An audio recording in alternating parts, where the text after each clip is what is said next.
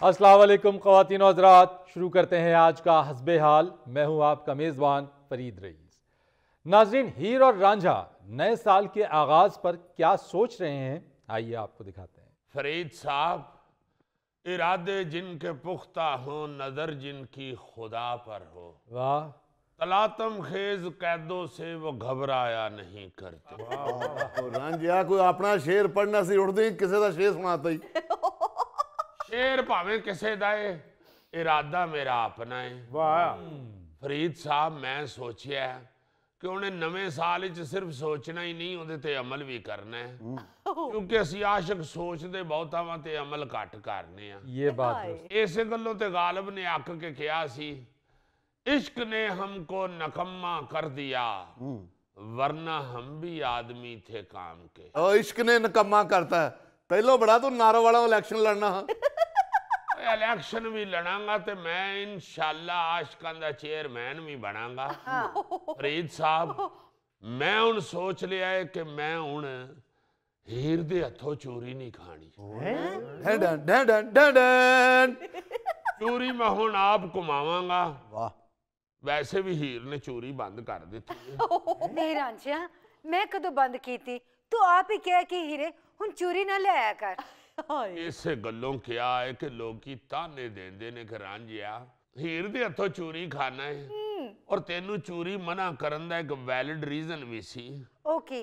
मैं तुहाडे बजट नू आउट नहीं करना चाहता। महंगाई बहुत हो गई है, ते मैं तेनू पता है देसी घ्यो दी चोरी खाना।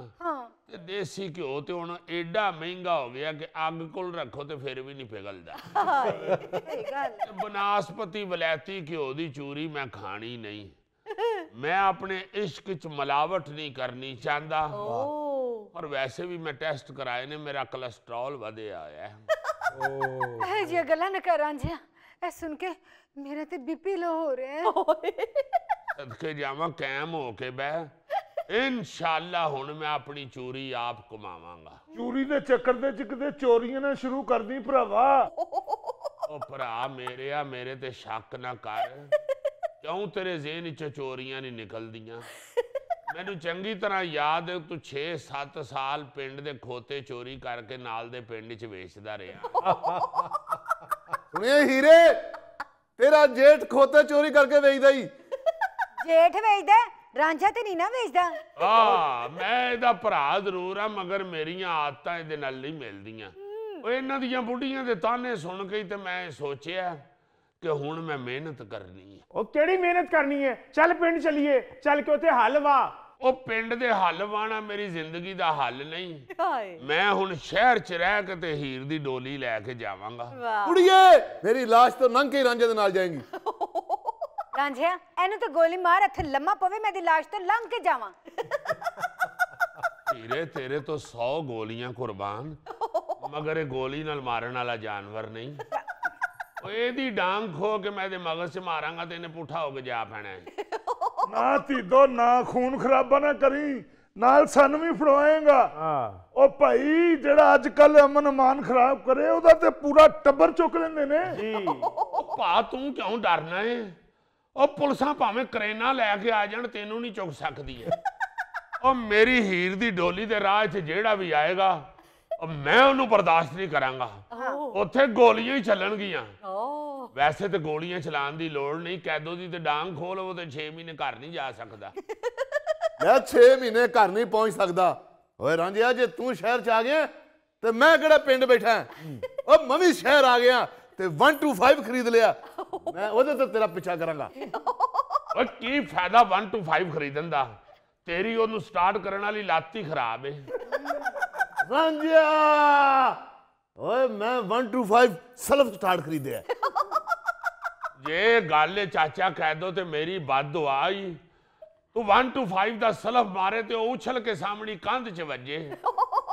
जे कंध च वजन नाल बच जावे ते जिन्हां दी कंध है, ओ तैनू कुट-कुट के लहू लुहान कर दे।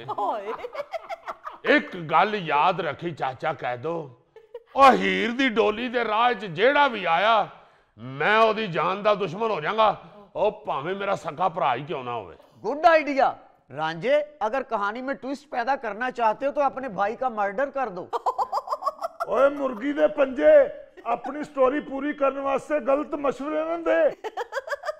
ਕੰਨ ਖੋਲ ਕੇ ਸੁਣ ਲੈ ਰਾਂਝਿਆ, ਹੀਰ ਦੀ ਡੋਲੀ ਖੜਨ ਦਾ ਖਿਆਲ ਆਪਣੇ ਦਿਲ ਚੋਂ ਕੱਢ ਦੇ ਤੇ ਹੀਰੇ ਤੂੰ ਵੀ ਰਾਂਝੇ ਨੂੰ ਆਪਣੇ ਦਿਲ ਚੋਂ ਕੱਢ ਦੇ। ਮੈਂ ਤੇਰੇ ਸਿਰ ਦਾ ਤਾਜ ਲੱਭ ਲਿਆ ਤੇ ਉਹ ਮੁੰਡਾ ਰਾਂਝੇ ਨਾਲੋਂ ਗੱਭਰੂ ਤੇ ਜਵਾਨ ਏ। ਐ ਜਵਾਨ ਬੈਠਾ ਐਵੇਂ ਮੇਰੇ ਸਿਰ ਦਾ ਤਾਜ, ਇਹ ਤੇ ਸਿਰ ਦੇ ਪਿੰਨ ਲੱਗਣ ਦੇ। ਓਏ ਇਹਦੇ ਨਾਲੋਂ ਤਕੜੀ ਤੇ ਰਾਂਝੇ ਨੇ ਵੰਜਲੀ ਫੜੀ ਏ। ਚਾਚਾ ਕਹਿ ਦੋ ਮੈਂ ਘਰ ਦੇ ਵਿਹੜੇ 'ਚ ਖਲੋ ਕੇ ਫੂਕ ਮਾਰਾਂ ਨਾ ਤੇ ਮੱਝਾਂ ਦੇ ਵਾੜੇ 'ਚ ਜਾ ਕੇ ਡਿੱਗੇ। ਦੱਸੋ ਇਹ ਕਿਹੜਾ ਰੰਜ ਹੈ? ਬੱਚੇ ਦਾ ਫੀਡਰ ਬੰਦ ਹੋਇਆ ਹੋਵੇ, ਉਹਦੇ ਨਿੱਪਲ 'ਚ ਇੰਨੀ ਕੁ ਮਲਾਈ ਫਸੀ ਹੁੰਦੀ। ਉਹ ਕਿੱਥੋਂ ਲੈ ਆ ਬਗੈਰ ਮੁੱਠ ਤੋਂ ਦਾਤਰੀ? ਇਹੋ ਜਿਹੇ ਪਰਿੰਦੇ ਤੇ ਅਸੀਂ ਰਾਂਝੇ ਦੇ ਸਿਰ ਤੋਂ ਵਾਰ ਕੇ ਛੱਡ ਦੇਈਦੇ ਨੇ। ਉਹ ਚਾਚਾ ਕਹਿ ਦੋ, ਇੱਕ ਗੱਲ ਯਾਦ ਰੱਖੀ, ਹੀਰ ਨੂੰ ਕਦੀ ਵੀ ਨਹੀਂ ਉਹ ਮਨਜ਼ੂਰ ਹੋਣਾ ਇਹ ਮੱਝ ਦੇ ਸਿੰਘ ਤੇ ਬਹਿਣ ਵਾਲਾ ਰਾਂਝਾ। ਅੱਛਾ ਕਹਿ ਦੋ ਮੈਂ ਤੈਨੂੰ ਪਿੰਡ ਹੀ ਗਿਆ ਸੀ 50-60 ਮਜ਼ਾਰੇ ਨਾਲ ਲੈ ਕੇ ਚੱਲੀਏ, ਉੱਥੇ ਕੁਝ ਵੀ ਹੋ ਸਕਦਾ ਹੈ। ਉਹ 50-60 ਕੀ ਤੂੰ 100-150 ਮਜ਼ਾਰਾ ਵੀ ਲੈ ਆਂਦਾ ਤੇ ਅਸੀਂ ਇੱਥੇ ਜलेबी ਬਾਲ ਕੇ ਤੇਰੇ ਸਾਰੇ ਮਜ਼ਾਰੇ ਮਾਰ ਛੱਡਨੇ ਸਨ। क्या कर रहे हो आप लोग यार, कुछ खुदा का खौफ करो। अच्छा भला खूबसूरत नौजवान है और आप उसकी इस तरह से बेइज्जती कर रहे हो। ਫਰੀਦ ਸਾਹਿਬ ਤੁਸੀਂ ਤੇ ਸਾਨੂੰ ਤਾਂ ਮਨਾ ਕਰ ਰਹੇ ਹੋ ਕਿ ਅਸੀਂ ਕਿਧਰੇ ਉਹਨੂੰ ਛੱਡ ਕੇ ਤੁਹਾਡੇ ਵੱਲ ਨਾ ਹੋ ਜਾਈਏ। ਤੁਸੀਂ ਵੀ ਮਾਸ਼ਾਅੱਲਾ ਅੱਜ ਬਾਸਕਟ ਪਾ ਕੇ ਲਖਨਊ ਦੇ ਰਾਂਝੇ ਲੱਗਣ ਡਏ ਹੋ। यार मुझे यही रहने दें, मुझे कोई शौक नहीं है लखनऊ के रांझा बनने का। ਇਹੋ ਜਿਹਾ ਰਾਂਝਾ ਜਿੱਥੇ ਬੈਠਾ ਹੋਵੇ ਉੱਤੇ ਲਿਖਿਆ ਹੁੰਦਾ ਰਾਂਝਾ ਪਾਨ ਸ਼ਾਪ। तो यार खामोश रहो। चाचा कह दो ये बताओ कि आपका क्या फैसला है? ਬਾਊ ਮੇਰਾ ਫੈਸਲਾ ਤੇ ਇਹ ਵੇ ਕਿ ਜੋ ਮਰਜ਼ੀ ਕਰ ਲੈਣ, ਹੀਰ ਦਾ ਵਿਆਹ ਸ਼ਹਿਰ ਯਾਰ ਨਾਲ ਹੀ ਹੋਏਗਾ। ਸਾਨੂੰ ਵੀ ਉਹ ਸ਼ਹਿਰ ਦਾ ਨਾਂ ਦੱਸ, ਅਸੀਂ ਵੀ ਉੱਥੋਂ ਜਾਲ ਸੁੱਟ ਕੇ ਇਹੋ ਜਿਹੇ ਯਾਰ ਫੜ ਕੇ ਲੈ ਆਈਏ ਤੇ ਟਿੱਕੇ ਕਬਾਬਾਂ ਵਾਲਿਆਂ ਅੱਗੇ ਵੇਚੀਏ, ਕਿਉਂਕਿ ਅੱਜ ਕੱਲ ਚਿੜੇ ਖਾਨ ਦਾ ਗਾਹਕ ਵੀ ਬੜਾ ਨਿਕਲ ਰਿਹਾ ਹੈ। ਓਏ ਹੁਣ ਜਿਹਨੇ ਸ਼ਹਿਰ ਯਾਰ ਨੂੰ ਜੁਗਤ ਕੀਤੀ ਇੱਥੇ ਡਾਂਗਾਂ ਹੀ ਚੱਲਣਗੀਆਂ। चाचा कह दो जी मैं माफी चाहता हूँ, मैं जुगत नहीं कर रहा, एक वजाहत कर रहा हूँ। ऐसा सप जोगी ने पटारी च नहीं छोटी लोहे वाली डब्बी च रखा होंदा। ਲਖਾਰੀਆ ਪੋਲੈਂਡ ਬਲਗਾਰੀਆ। ਓ ਚਾਚਾ ਗੁੱਸਾ ਨਾ ਕਰ, ਇਹੋ ਜਿਹਾ ਸੱਪ ਤੇ ਡੰਗ ਮਾਰੇ ਬਾਅਦ 'ਚ ਲਿਤਾੜਾ ਕਰਾਉਣ ਡਿਆ ਹੁੰਦਾ ਹੈ। ਕੋਈ ਪੁੱਛੇ ਭਾਜੀ ਹੋਇਆ ਕੀ ਹੈ, ਕਹਿੰਦੇ ਯਾਰ ਡੰਗ ਮਾਰ ਕੇ ਮੇਰੇ ਤੇ ਨਾੜ ਚੜ ਗਈ। यार आप लोग अपनी बातों से बाज ही नहीं आ रहे, एक मिनट ठहरो तो सही। चाचा कह दो ये तो बताओ शहरयार करता क्या है? ਬਾਊ ਜੀ ਇਹਦੇ ਕੋਲ ਹੁੰਦਾ ਕੁਝ ਨਹੀਂ है वो क्यों? ਉਹ ਬਸ ਜੀ ਸਵੇਰੇ ਉੱਠਦਾ ਤੇ ਫਿਰ ਡਿੱਗ ਪੈਂਦਾ, ਫਿਰ ਇਹਦੀ ਮੰਜੀ ਅੱਧਾ ਘੰਟਾ ਧੁੱਪੇ ਰੱਖੀ ਦੀ ਏ ਤੇ ਫਿਰ ਇਹਨੂੰ ਹੋਸ਼ ਆਉਂਦਾ, ਉੱਠ ਕੇ ਕਮੀਜ਼ ਪਾਉਣ ਲੱਗਦਾ ਤੇ ਕਿਸੇ ਵੇਲੇ ਬਾਂਹ 'ਚ ਫਸ ਜਾਂਦਾ ਤੇ ਕਿਸੇ ਵੇਲੇ ਆਪਣਾ ਸਿਰ ਕਮੀਜ਼ ਦੇ ਕਾਜ 'ਚ ਫਸਾ ਲੈਂਦਾ, ਕਿਸੇ ਵੇਲੇ ਜੁੱਤੀ ਪਾਉਂਦਿਆਂ ਮੂੰਹ ਭਾਰ ਡਿੱਗ ਪੈਂਦਾ। ਆ ਅਗਲੇ ਦਾੰਦੇ ਤੇ ਡਿੱਗ ਡਿੱਗ ਕੇ ਟੁੱਟੇ ਨੇ। ਇੱਕ ਵਾਰਾਂ ਤੇ ਇਹਨੇ ਘੁੱਟ ਕੇ ਨਾਲਾ ਬੰਨਿਆ ਤੇ ਇਹਦਾ ਚੂਕਣਾ ਟੁੱਟ ਗਿਆ। ਪਿਛਲੇ ਮਹੀਨੇ ਲੱਸੀ ਪੀਂਦਾ ਪੀਂਦਾ ਗਲਾਸ 'ਚ ਜਾ ਪਿਆ। ਉਹ ਤੇ ਸ਼ੁਕਰ ਅੱਲਾ ਦਾ ਇਹਦਾ ਪਿਓ ਲਾਗੇ ਸੀ, ਉਹਨੇ ਫਿਰ ਲੱਤਾਂ ਤੋਂ ਫੜ ਕੇ ਇਹਨੂੰ ਗਲਾਸ 'ਚੋਂ ਕੱਢਿਆ, ਇਹਨੂੰ ਹੌਲੀ ਹੌਲੀ ਫਿਰ ਨੱਪਿਆ ਤੇ ਇਹਦੀ ਨਬਜ਼ ਚੱਲੀ। ਫਿਰ ਉਹਨੇ ਇਹਦੀ ਮਾਂ ਨੂੰ ਕਿਹਾ ਕਿ ਇਹਨੂੰ 2 ਘੰਟੇ ਧੁੱਪੇ ਰੱਖੋ। ਉਹ ਕਰਮਾਂ ਵਾਲੀ ਧੀ ਰਾਣੀ ਇਹਨੂੰ ਧੁੱਪੇ ਰੱਖ ਕੇ ਅੰਦਰ ਗਈ ਏ ਤੇ ਮਗਰੋਂ ਚਿੜੀਆਂ ਨੇ ਠੂੰਗੇ ਮਾਰ ਮਾਰ ਕੇ ਇਹਨੂੰ ਜ਼ਖਮੀ ਕਰਤਾ। चाचा कह दो इस तरह का जख्मी रिश्ता क्यों ले आए हो हीर के लिए? ਉਹ ਨਹੀਂ ਜੀ नहीं, ਹੁਣ बिल्कुल ठीक ठाक है। ओ चाचा जो तू मेरा तारफ कराया कादा ठीक रह गया मैं। चाचा कह दो मैंने नहीं पसंद है चाम चिड़िक। वैसे माफ करना चाचा, हीर के साथ इसका कोई जोड़ नहीं बनता। बहू मैनू पता है तू मेरे को जेलस हो रहे हैं। और मुझे क्या जरूरत है तुमसे जेलस होने की? जाहिर है इन सारे में जो थोड़ा बहुत खूबसूरत तू ही है। ओ भाई मैं हीर का उम्मीदवार नहीं, वो बैठा है रांझा तुम्हारा मद्दे मुकाबिल। ਉਹ ਬਾਊ ਰਾਂਝੇ ਨੇ ਇਹਦੇ ਮੱਦੇ ਮੁਕਾਬਲ ਕੀ ਆਣਾ ਹੈ? ਇਹ 20 ਮਰਬਿਆਂ ਦਾ ਮਾਲਕ ਹੈ ਤੇ ਰਾਂਝਾ ਸਾਡਾ ਤਖਤ ਹਜ਼ਾਰੇ ਦਾ ਮਾਲਕ ਹੈ। ਓਏ ਉਹਨੇ 60 ਮੱਝਾਂ ਰੱਖੀਆਂ ਨੇ। ਓਏ ਰਾਂਝੇ ਕੋਲ 80 ਮੱਝਾਂ ਨੇ। ਓਏ ਉਹਦਾ ਆਪਣਾ ਜ਼ਾਤੀ ਟਰੈਕਟਰ ਹੈ। ਤੇ ਰਾਂਝੇ ਦੇ ਕੋਲ 3 ਟਰੈਕਟਰ ਨੇ। ਇਹ ਗੱਲ ਏ, ਇਹ ਗੱਲ ਏ।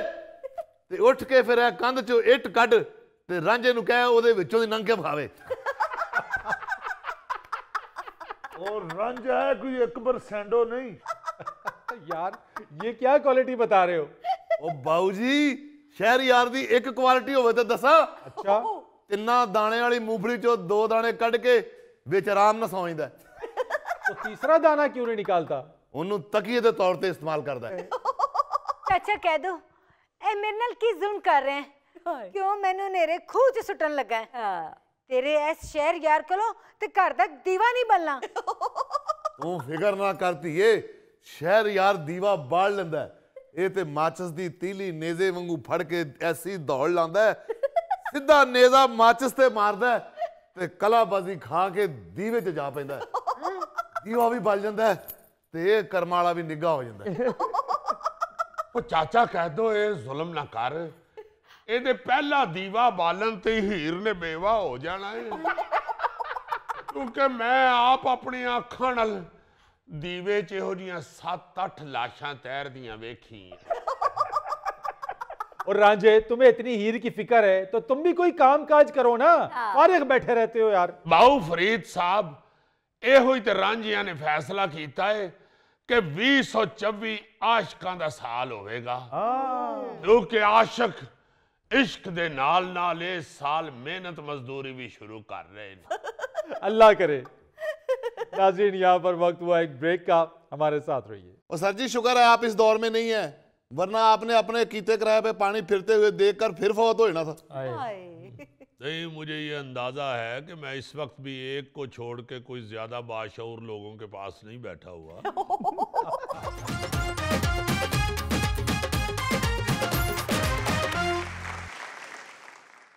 अच्छा जी, पाकिस्तान में अगर सहाफत की बात की जाए जी तो क्वांटिटी के हिसाब से तो ये अपने उरूज के ऊपर है और इसमें कोई शुबा भी नहीं है। बेतहाशा चैनल्स खुल गए हैं, बहुत सारे अखबारात छप रहे हैं, साथ साथ बहुत सारी यूनिवर्सिटीज के अंदर सहाफत की तालीम दी जा रही है, यानी जर्नलिज्म के जो डिपार्टमेंट्स हैं वो हैं। और इसके साथ डिजिटल प्लेटफॉर्म की बात की जाए तो हर दूसरा शख्स जो है वो हाथ में मोबाइल लिए, माइक लिए सहाफी बन गया है और सहाफती जिम्मेदारियां अदा कर रहा है। वो अलहदा बात है उनकी कि वो सहाफी उनको कोई मानता है या नहीं मानता, लेकिन अगर क्वालिटी की बात की जाए तो देखकर बहुत दुख होता है। यानी कि जो उसकी क्वालिटी है उसे हम देखें तो वो अपने पैंतरे बदलते हुए हमें नजर आती है, यानी सहाफत को कारोबार बना लिया गया है। लेकिन इस शोबे में अगर आज भी कोई एक ऐसा नाम है जिसको याद किया जाता है, जिसने सहाफत को अपना ओढ़ना बिछोना बनाया, बल्कि यूं कह लीजिए कि सहाफत से इश्क किया, सहाफत भी की, सियासत भी की, लेकिन इसको जरिया माश नहीं बनाया, और वो एक ही नाम है, बाबा सहाफत मौलाना जफर अली खान साहब।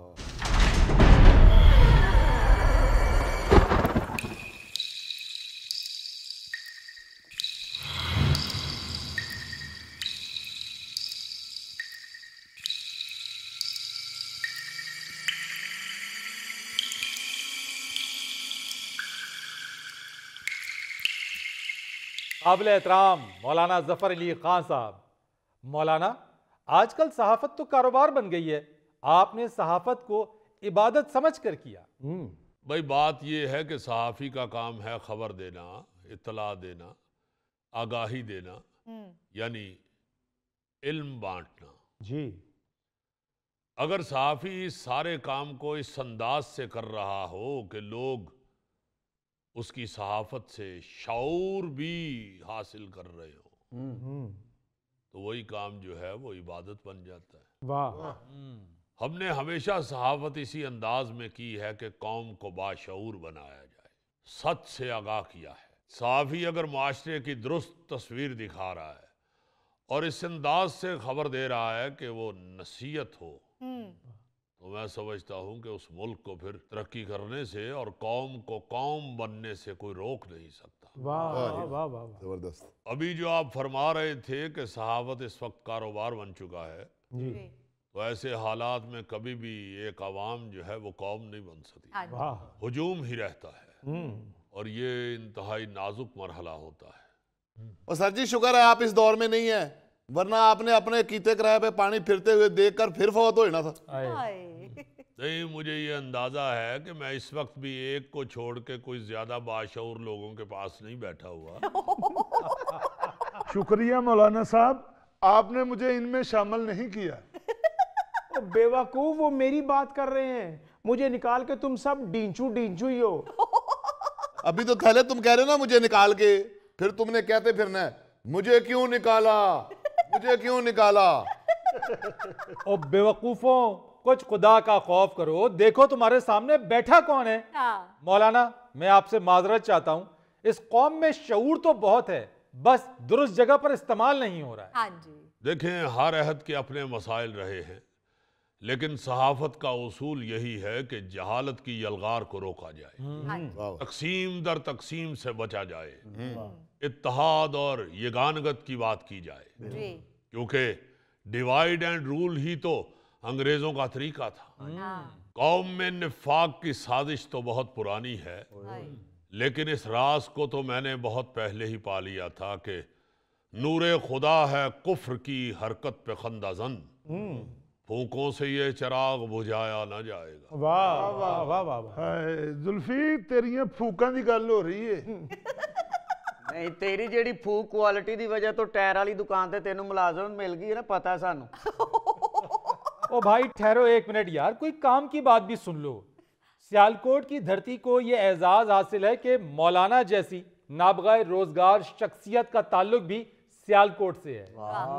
ओ माय गॉड, शादी के बाद अच्छे भले मेरे अब्बू सियालकोट शिफ्ट होने लगे थे। अच्छा, मेरी मामा नहीं मानी, वरना आज मैं भी अजीम शख्सियत होती। अफसोस। इस गल ते तेनू अफसोस करन दी बजाय सियालकोट वालियां नू शुक्र करना चाहिए। मौलाना तुसी ओ भाई, मौलाना बहुत हाजिर दिमाग, शोला बयां और मौका महल के मुताबिक गुफ्तगू करने वाली शख्सियत थे। वाह। आजकल जो आप टीवी पर टॉक शोज देखते हैं, उसका आगाज करने वाले भी मौलाना ही हैं। वाह। फरीद, आजकल के टॉक शोज ना कहिए, चूंकि मेरा कभी भी मतमाए नजर चोंचे फंसाना नहीं रहा। हाँ, अलबत्ता सियासी तबसरे की बुनियाद मैंने ही रखी। क्या बात। मौलाना, ये ख्याल कैसे आया आपको? असल में जब जिम्मेदार अखबार बड़े पैमाने पर शुरू किया तो मुझे अंदाजा था कि सियासी शऊर आएगा तो सही, लेकिन बहुत आहिस्ता आहिस्ता फैलेगा।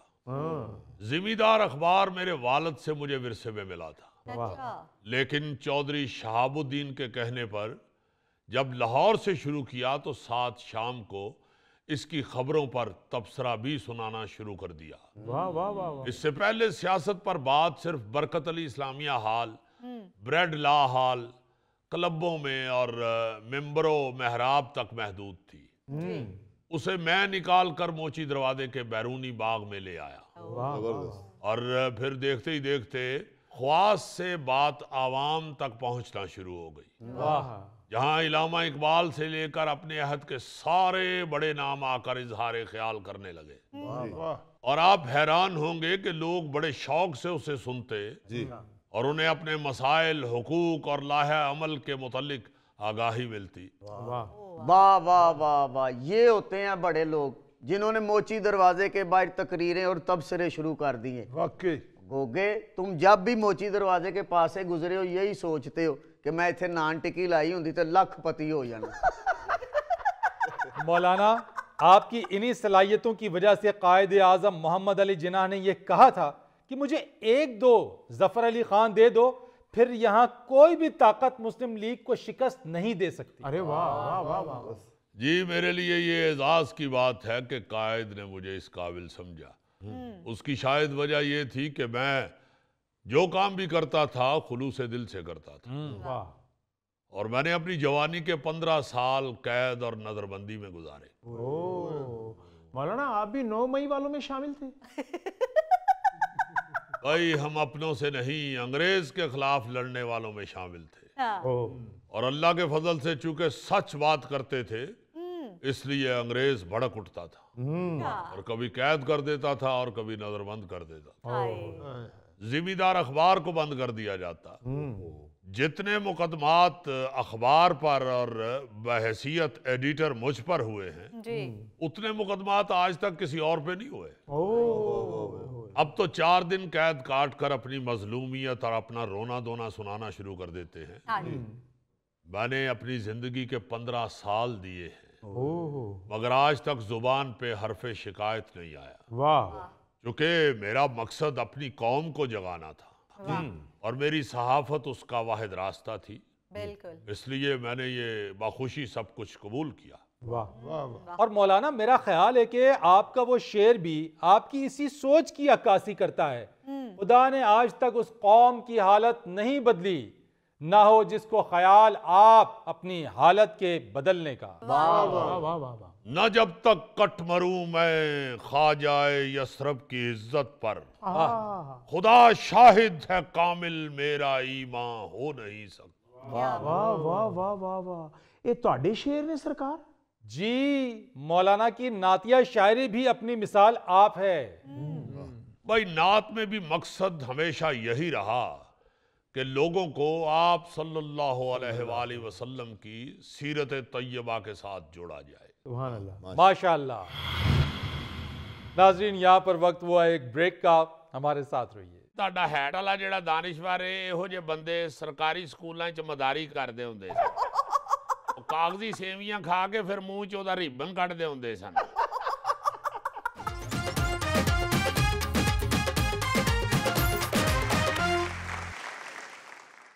वेलकम बैक ख़वातीनो हज़रात। आज हमारे साथ ऑनलाइन मौजूद हैं गुफ्तगू के लिए साबिक वफाकी वजीर और अवामी मुस्लिम लीग के सरबरा शेख रशीद अहमद साहब। शेख साहब, बहुत बहुत मुबारक हो आपको, कागजात मंजूर हो गए आपके। बहुत शुक्रिया फरीद साहब, बड़ी मेहरबानी आपकी, और मुबारकबाद का भी बहुत शुक्रिया। आप यकीन माने कि कागजात नामजदगी मंजूर होने पर जितना मैं खुश हूँ, मेरा जी चाहता है कि आपके दानिश्वरों के साथ मैं घुल मिल जाऊं। वाह वाह। चलो घुल मिल जाओ शेख साहब, जेडे असी चौंसे चुपने तुसीं भी चूप लो। ਇਹ ਤੁਸੀਂ ਚੌਂਸੇ ਚੂਪਨੇ ਚਾਹੁੰਦੇ ਹੋ, ਅਸਲੀ ਚੌਂਸਾ ਤੁਹਾਡੇ ਮੂੰਹ ਨਹੀਂ ਲੱਗਣਾ ਚਾਹੁੰਦਾ। ਮੇਰਾ ਮਸ਼ਵਰਾ ਹੈ ਚਮਚੀ ਨਾਲ ਖਾ ਕੇ ਦੇਖੋ, ਸ਼ਾਇਦ ਉਹਦਾ ਮਜ਼ਾ ਆਏ ਤੁਹਾਨੂੰ। ਫਰੀਦ ਸਾਹਿਬ, ਇਹ ਤੁਹਾਡਾ ਹੈਟ ਵਾਲਾ ਜਿਹੜਾ ਦਾਨਿਸ਼ਵਰ ਹੈ, ਇਹੋ ਜਿਹੇ ਬੰਦੇ ਸਰਕਾਰੀ ਸਕੂਲਾਂ 'ਚ ਮਦਾਰੀ ਕਰਦੇ ਹੁੰਦੇ ਸਨ। ਉਹ ਕਾਗਜ਼ੀ ਸੇਵੀਆਂ ਖਾ ਕੇ ਫਿਰ ਮੂੰਹ 'ਚ ਉਹਦਾ ਰਿਬਨ ਕੱਢਦੇ ਹੁੰਦੇ ਸਨ। बच्चे जे ज्यादा जोर दी ताड़ियां मारते सन ते हैट चो कबूतर भी काटते सन। ये जो नवाज शरीफ के जलसे में उसके हाथ पे कबूतर बैठा था, ये उसी मदारी का कबूतर है। एक साहब, आप कहते हैं कि वो मदारी का कबूतर था, पर मियाँ साहब के चाहने वाले तो ये कहते हैं वो फतह का कबूतर था जो उनके हाथ पे बैठा था। पुत्र तेरे वर्गे कबूतर दे मालक नू लकवा होवे तो सब तो पहले छुरी तेनू ही फेरदा है। शेख साहब, आप तो सचमुच मेरे दानिश्वरों से घुल मिल गए। आप तो बात कर रहे थे कागजात नामजदगी मंजूर होने की। फरीद, ये कागजात नामजदगी मंजूर होने की जितनी खुशी है मुझे, इतनी माजी में कभी इलेक्शन जीतने की नहीं हुई। अरे वाह। आप देखें कि आरोज की ये कितनी खौफनाक साजिश थी, मगर मैं अदालतों का मशकूर हूँ। आप देखें इल्जाम क्या लगाया गया है कि मैं मरी के एक रेस्ट हाउस में रहा हूं। आप यकीन माने मैं कभी मरी गया ही नहीं। और इल्जाम ये है कि मैंने 942 रुपए का एक बिल अदा नहीं किया। और भाई, मैं 16 मरतबा वजीर रहा हूं और आप मुझ पे मुद्दा डाल रहे हैं 942 रुपए का। चले आप 950 ही पूरा कर लें। मैं आपको क्या बताऊं कि मैं 50 साल में कभी भी किसी रेस्ट हाउस में ठहरा ही नहीं हूं। फरीद साहब, मैं अवामी आदमी हूं, मोटरसाइकिल पे फिरने वाला बंदा हूं। मैंने कभी ठहरना हो कहीं तो थड़े पे अपना बिस्तर बिछा लेता हूं। मैं तो अपना बिस्तर घर से लेके निकलता हूं। मुझे तो मोहल्ले में कई बंदे पूछते हैं, शेख साहब तबलीग से जा रहे हो? बल्कि मुझे अच्छी तरह याद है, मैं इसी तरह एक थड़े पे बिस्तर बिछा के सामने दुकान से मोबाइल का इजी लोड करवाने गया हूँ। अच्छा। वापस आया हूँ तो मेरे बिस्तर पे एक मलंग सोया हुआ था। मैंने उसे कहा, भाई ये मेरा बिस्तर है। कहता है, शेख साहब बिस्तर आपका है, मैं इस थड़े पे पिछले 4 साल से सो रहा हूँ। आप यकीन माने फरीद साहब, मैं 2 दिन उसके सराहने खड़ा रहा हूं, मैंने उसके नीचे से बिस्तर नहीं निकाला। क्यों शेख साहब? देखें फरीद साहब, कभी भी एक मलंग दूसरे मलंग को तंग नहीं करता। ये याद रखिएगा फरीद साहब, जिस मुल्क में 2 मलंग लड़ पड़े उस मुल्क की धमाल खतरे में पड़ जाती है। ये क्या फलसफा बयान कर रहे हैं शेख साहब? फरीद साहब, मैंने हमेशा अल्लाह के फजल से अपने मुल्क की धमाल बचाने के लिए सीज फायर किया है। वाह वाह शेख साहब, इस वक्त आप सियासतदान कम और पप्पू ढोल वाला ज्यादा लगे हैं। फरीद साहब, आप मुझसे कसम ले लें, मैं कभी रेस्ट हाउस में रहा ही नहीं। हाँ, अगर अरेस्ट हाउस की बात करते तो मैं मान भी लेता, क्योंकि अरेस्ट तो मैं कई मरतबा हुआ हूँ, मगर रेस्ट तो मैंने कभी किया ही नहीं है। सारी जिंदगी अवाम की खिदमत की है, और आज भी कहता हूँ कि इंशाल्लाह इलेक्शन जीतूंगा, लोग कलम दवात पे मोहरे लगाएंगे और मेरे बक्से में से वोट ऐसे निकलेंगे जैसे मलंग के सर में से जुएं निकलती हैं। शेख साहब, वो जुएं तो मार दी जाती हैं, इसका मतलब है कि आपके वोट भी मुस्तरद होंगे। जुआ दिया पीरा ते मेरे या वीरा। मैंने एक मिसाल दी है, तुम जुओं का एंड बताना शुरू हो गए हो। क्या कहते हैं शेख साहब, जुर्म तो जुर्म ही होता है ना, चाहे 942 रुपए का ही क्यों ना हो। हाँ यार, मैंने किस लिए 942 का जुर्म करना है? 942 का तो बॉन्ग का प्याला मुझे महल्ले में मुफ्त दे देते हैं। एक साहब, आपकी इसी कंजूसी की वजह से उन्होंने 942 रुपए का केस आप पे डाला है। यार, यही तो मैं कहता हूँ कि आपने झूठा केस भी डालना है तो मेरे शायाने शान तो डालें। असल में मुझे नाअहल करने की साजिश लंदन से वापस आने से पहले ही तैयार हो चुकी थी। ये तो अल्लाह ताला का शुक्र है कि मुझे उसने सुरखरू किया है। शेख साहब, फरीद साहब, असल में चोरी के लिए भी अक्ल की जरूरत होती है, और एक चोर शेख रशीद का रास्ता रोकना चाहता है। आप देखें कि मुल्क माशी लिहाज से बैठ रहा है और उनको साजिशें सूझी हुई हैं। शेख साहब, आप भी तो कभी कोई बयान बदलते हैं, कभी कोई बयान बदलते हैं। देखें, मैंने ऐसा कोई बयान नहीं दिया जिससे ये लगता हो कि मैं असली और नस्ली नहीं हूँ। मैं अल्लाह के फजल से असली और नस्ली आदमी हूँ जी। मैंने किसी के खिलाफ कोई बयान नहीं दिया। फरीद साहब, जिस तरह असली लड़ने वाला सील कुकड़ सिर्फ चंग से मिलता है, हाँ जी, इसी तरह असली और नस्ली सियासतदान आपको सिर्फ रावलपिंडी से मिलेगा। शेख साहब, आप हनीफ बासी साहब की बात कर रहे हैं? मेरे भाई, तुम्हें क्या पता है कि किस शहर से कौन सी चीज असली मिलती है? तेरे वर्गे रेशे दे दंद कट के मदारी हर शहर चलाई फिरदा है, और वो रीछ अगर किसी को दंदी काटे तो दर्द नहीं होती बल्कि गुदगुदी होती है। शेख साहब, आपके कागजात नामजदगी तो चले मंजूर हो गए हैं, आप अपने हलके से जीतने का दावा भी कर रहे हैं। हाँ। अब की बार अगर आप जीत गए तो अपने हलके के अवाम को क्या तोहफा देंगे? देखें फरीद साहब, इस बार जीत के इंशाल्लाह नाला लई चश्मे जदन में बना दूंगा। हुजूर, इतनी बार तो आप वजीर रहे, 16 बार वजीर रहे, ये चश्मे जदन तोता चश्म क्यों बनती रही? वाह। देखें, आप मेरी बाकी खिदमात से चश्म पोशी ना करें। मैंने काफी काम किया अपने हलके में, आप तो खामखा तोता चश्म बन रहे हैं। इस बार नाला लई भी बनेगा, माँ बच्चा अस्पताल भी बनेगा, और इंशाल्लाह कॉलेज भी बनेगा। शेख साहब, यही तो मैं कह रहा हूं कि आप 16 बार वजीर बने मगर नाला लई नहीं बन सका, क्यों? देखें, ये एक बहुत बड़ा प्रोजेक्ट है। ये नाला लई है पर नाला लई नहीं है। जाने दे शेख साहब, मियां शहबाज शरीफ साहब ने पिंडी से इस्लामाबाद मेट्रो बस चला दी, चले उनको भी छोड़े, जाने दे उन्हें। ये निगरान वजीर आला पंजाब मोहसिन नकवी साहब, इन्होंने रिकॉर्ड टाइम पीरियड में 36 काम करवा दिए और आपसे एक नाला नहीं बन सका। अभी तो सुन नहीं सकते।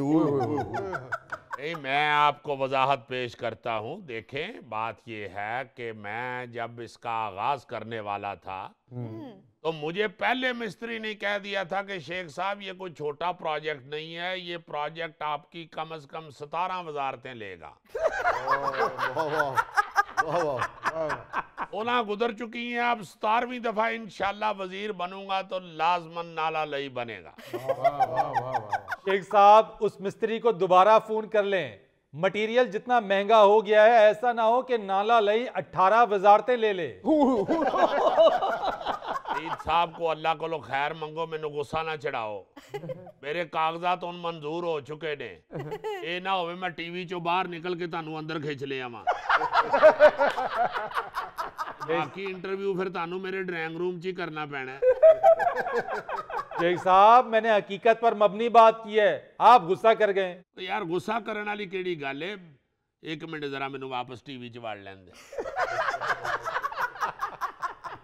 देखो, ये मजाक नहीं है। नाला लई जो है ये एक बहुत बड़ा मसला है जी। और इंशाल्लाह मैं समझता हूं कि इस दफा जिस कदर प्यार और मोहब्बत मुझे लोगों से मिल रहा है और मुझे यकीन है जिस तरह लोग कलम दवात में मोहरे लगाएंगे, मैं इंशाल्लाह इस मोहब्बत का जवाब नाला लई की सूरत में जरूर दूंगा। चले हाथ कंगन को आरसी किया और यार फेर विच कंगन पा लिए। नाजरीन यहाँ पर वक्त हुआ एक ब्रेक का, हमारे साथ रहिए। शेर की खाल पहनने से कोई शेर तो नहीं हो जाता? नहीं, ये बात तो आप पागलों वाली कर रहे हैं। आप भी पेंट कोट पहन के इंसान नहीं लगना शुरू हो।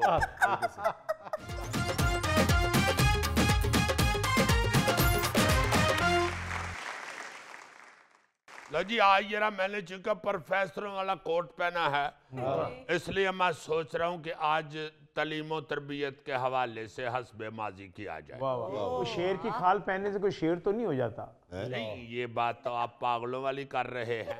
आप भी पेंट कोट पहन के इंसान नहीं लगना शुरू हो। बात ये है भाईजान के मेरी ऐनक किधर गई? यार बताओ तो सही, मैंने ऐनक नहीं लगाई हुई। इसके बगैर तो बंदा प्रोफेसर लगता ही नहीं है। अब लग रहे हो प्रोफेसर पूरे। कौन सही लगी? पहले एनजीसी प्लाजा बन गया तो शीशे का काम नहीं होया। ये तो जोक करेगा। याहिर माशाल्लाह माशाल्लाह। आप मस्तनसर से तारड़ साहब के क्लास फेलो हैं। मैं उनके बाद में दाखिल हुआ। नहीं, तुम बाद में भी दाखिल हुए होते तो उन्होंने जाके तुम्हें बहुत मारना, क्योंकि वो असली दानिश्वर आदमी। चलो यार कोई तालीम और तरबियत की बात करो यार। ये बात ये मैं सुनाने लगा हूँ हस्बे माजी में कि मुझे अच्छी तरह याद है कि ये जो लिखाई होती है, राइटिंग, लिखत जिसे हम कहते हैं, खताती, आय हाय हाय हाय, तूने बहुत की हुई है। ये बहुत ही मुख्तलिफ किस्म के हथियार इस्तेमाल होते थे इसके लिए। जी सर। यार मेरा मतलब है इंस्ट्रूमेंट। मैं समझा कोई तोप, गोला, कोई ऐसी चीजों की बात कर रहे हो तुम यार। नहीं, आप देखें ना कि आज तो आपको सिर्फ बाल पॉइंट ही ज्यादा नजर आती है। मुझे अच्छी तरह याद है कि पहले तो होती थी ना कलम, वो जो होता है काना सा, सरकंडे वाला। हाँ जी, वो सरकंडा, उसको आगे से ऐसे काट के तो उसकी कलम सी बना के तो उसके साथ लिखते थे। नड़े का। हाँ जी। फिर आहिस्ता आहिस्ता वो कच्ची पेंसिल आ गई, जिसको हम सिक्के वाली पेंसिल कहते थे। उसको भी फिर पहले तो गढ़ते थे चाकू के साथ, फिर शार्पनर आ गया उसके कढ़ने के लिए। फिर उसके बाद मुझे अच्छी तरह याद है कि एक होल्डर आया था। पेन स्याही वाला भी बाद में आया, रोशनाई जिसमें भरी जाती थी पेन, वो बाद में आया। पहले आया होल्डर, कलम की तरह होता था लेकिन निब लगती थी उसके अंदर। जी, लकड़ी की इतनी सी स्टिक होती थी, वो बनी बनाई मिलती थी, उसके आगे लोहे का एक रिंग सा होता था, उसके अंदर वो निब लगाई जाती थी। जी बिल्कुल सर। उसके स्याही के डोबे लगा लगा के उससे लिखा जाता था। बिल्कुल। यार डोबे की इंग्लिश क्या है? क्या आप बात कर रहे हो यार? डिप करना अजीजी। हाँ, डिप। तो उसके साथ लिखा जाता था। फिर आहिस्ता आहिस्ता आया पेन, ईगल का, बहादुर का पेन आया है जी। वो पेन होता था, उसके पीछे एक गरारी सी लगी होती थी, एक ढक्कन उसका पीछे छोटा होता था, एक बड़ा ढक्कन होता था। बड़ा ढक्कन ला के, छोटा ढक्कन ला के, उसकी जो फिरकी होती थी ना, वो ऐसे दुआत में रख के ना पेन, तो वो फिरकी घुमाते थे तो स्याही भरी जाती थी। बिल्कुल सही कह रहे हो। उसके बाद एक आया वो जो जिसको ऐसे ट्यूब सी को दबाते थे और उसमें डाल के तो ऐसे छोड़ते थे तो स्याही अंदर आ जाती। ड्रॉपर टाइप आ गया। वो एडी पेन में आया था पहले। हाँ जी। उसके बाद आया वो सिरिंज वाला, जैसे ये सिरिंज होती है इंजेक्शन लगाने वाली, उसी तरह एक आ गया, ऐसे करके खींच के स्याही भर लेते। पूरा उसकी कैपेसिटी में इंक भर जाती थी। इंक भर जाती थी, उसके साथ लिखा जाता था। फिर होली होली आ गई बाल पॉइंट। बाल पॉइंट फिर ऐसी आई है कि उसने हर शे खत्म कर दी। अजीजी भाई, ये टीचर कहते थे कि बॉल पेन आपने इस्तेमाल नहीं करना, इससे लिखाई खराब होती है, आपने कलम और होल्डर इस्तेमाल करना है। हाँ, मगर फिर आहिस्ता आहिस्ता ये गलत साबित हुआ, चूंकि बॉल पॉइंट से बड़ा बड़ा अच्छा लिखते हैं। हाँ, पहले तो डाल्टा घी भी नहीं खाने देते थे। हाँ, और आपको ये भी याद होगा कि ये पेन रखने के लिए ना जी हाँ जी, हाँ जी। कलमदान होता था, जी सर। हाँ, अक्सर दफ्तरों की मेजों पे पड़ा होता था। सही। उसमें ऐसे 2 कलम लगे होते थे, एक रेड और एक लीला। जी सर। वो ऑफिस में इस्तेमाल होता था। जी जी इसी तरह क्लासरूमों में, स्कूलों में होता था ब्लैक बोर्ड। हाँ जी वो खैर खत्म हुए तो अभी थोड़ा अरसा ही हुआ है, वो काफी लोगों को याद होगा। जी जी असल में मैं ये चीजें इसलिए बताता हूँ हस्बे माजी में कि जो हमारे ओवरसीज व्यूअर्स हैं ना जी, जी जी वो बहुत खुश होते हैं वाह। और वो अक्सर हमें मैसेजेस भेजते हैं कि आइए ये हस्बे माजी जब तुम सुनाते हो ना तो हमें अपना पिंड याद आ जाता है, हमारा बचपन याद आ जाता है, हमारे मुल्क की सरजमीन हमें अपनी धरती याद आती है। तो ये ब्लैक बोर्ड, चूंकि ब्लैक कलर का होता था बोर्ड, इसलिए उसे ब्लैक बोर्ड कहते हैं। जी सर, बिल्कुल। और उसके ऊपर लिखा जाता था चौक से। अब वो जो चौक होता था वो सफेद रंग का होता था। ये भी मुझे याद है कि रंगीन चौक भी होते थे। जी। गुलाबी रंग की। हाँ जी, अक्सर जरा नस्तालीक से जो टीचर होते थे ना, वो रंगीन चौक भी मंगवाते थे। वो उसकी हेडिंग जो है ना जी, हेडलाइन सवाल की या ये वो मजमून किसी का जो उन्वान है वो कलर चौक से लिखते थे और नीचे चिट्टे चौक से लिखते थे, आई मीन वाइट। मुझे पिंक कलर का बहुत सूट करता था। क्या कुर्ता? चौक तुम्हारा कहाँ से? ना तुम स्कूल गए हो ना कुछ।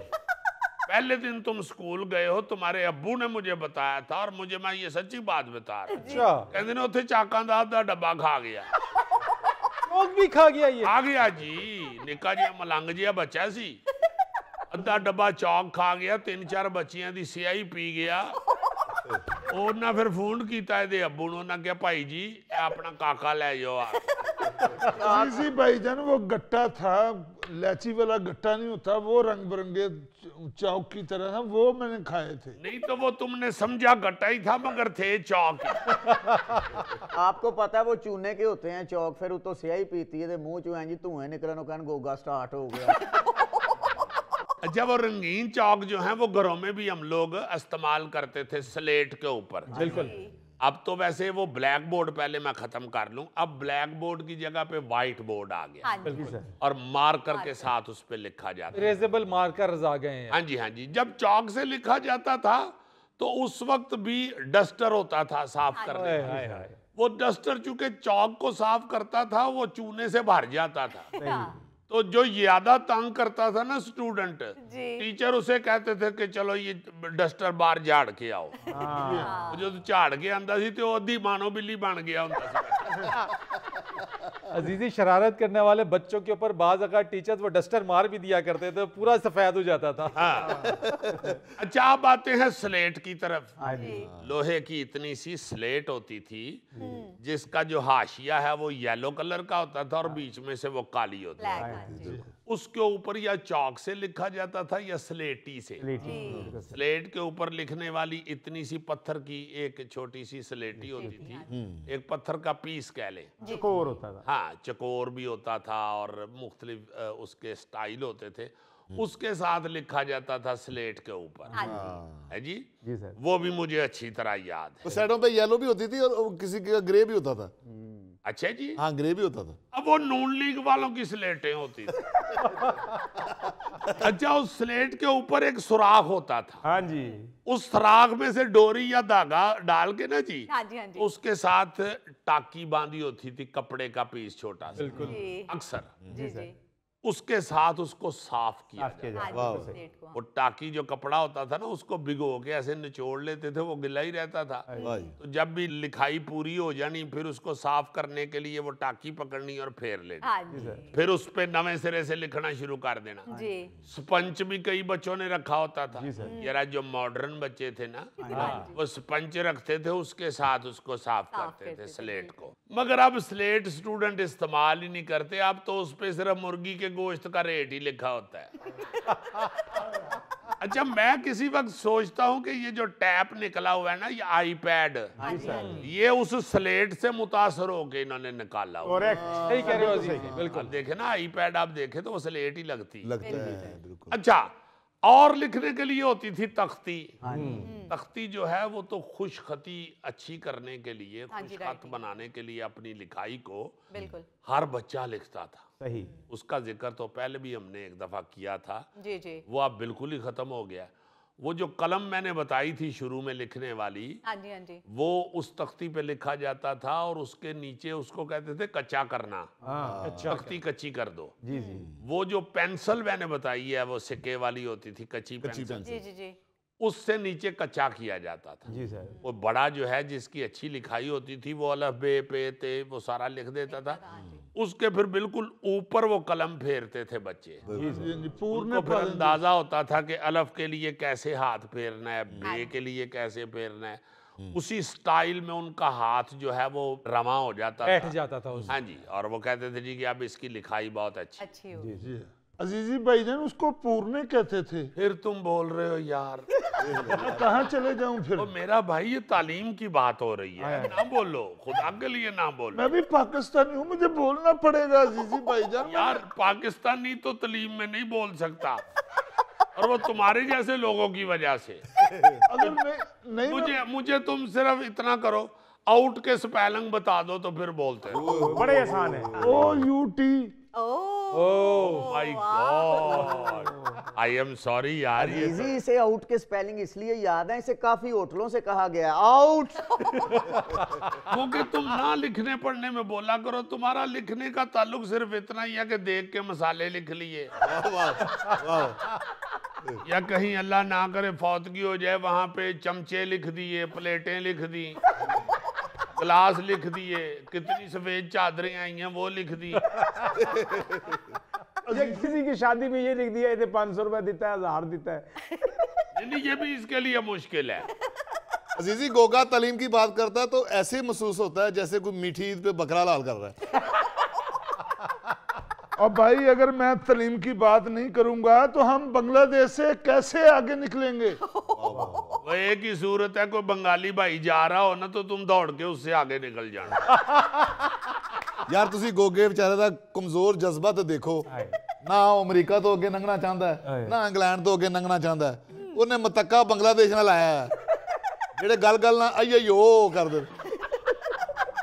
ओ प्रोफेसर अब्दुल रहमान साहब, पहले बांग्लादेश से तो आगे निकले फिर अमेरिका तक भी पहुंचेंगे।